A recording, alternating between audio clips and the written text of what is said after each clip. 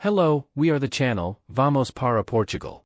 We have prepared a series of step-by-step videos about our personal experience, as an elderly and retired Brazilian couple, in the process of legal, hassle-free immigration to Portugal. In previous videos, we commented that Portugal is currently the country most chosen by Brazilians who decide to live in Europe, whether due to quality of life, ease with the language or proximity to other countries in the European Union. In this video, we will identify the cost of living for a retired couple to live in Portugal, using with reference the cost in the cities identified in the previous video about where to live in Portugal.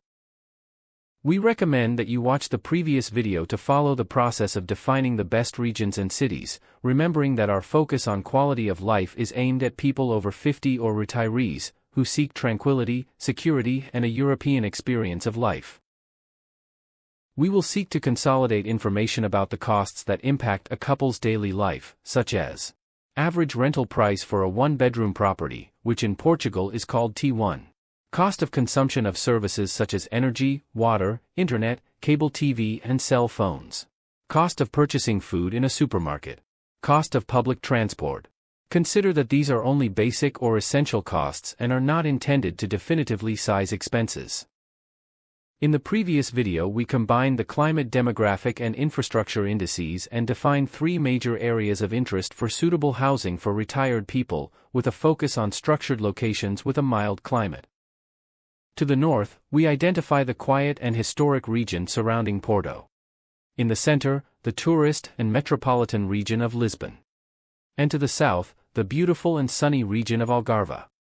We emphasize that the values presented here should be considered as references and not absolutes, since the cost of living for each individual or couple has its own characteristics and needs.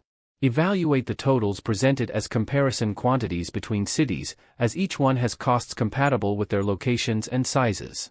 To a basic household budget, you must add an extra monthly amount for unexpected expenses such as medical or domestic emergencies, tours and tourism, or even leisure of your choice. As we presented in the previous video, the cities with milder climate conditions in the northern region are in the districts of Porto, Braga and Viana do Castelo, with average temperatures during the year between 5 and 28 degrees, and on some days of the year reaching minimums of 0 degrees and maximums of 31 degrees. Note that cities that are district capitals, such as Viana do Castelo, Braga, Porto and its neighbor Vila Nova de Gaia, have the highest costs of living.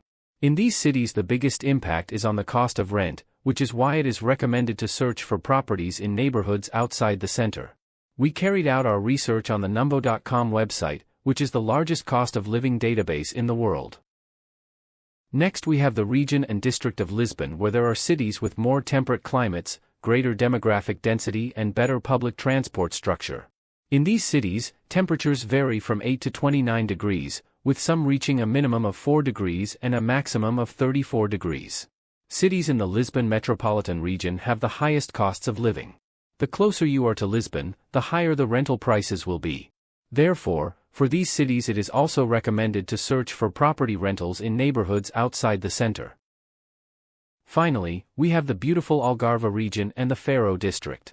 In cities in this region, average temperatures are higher and vary from 8 to 30 degrees, rarely reaching a minimum of 4 degrees and a maximum of 34 degrees.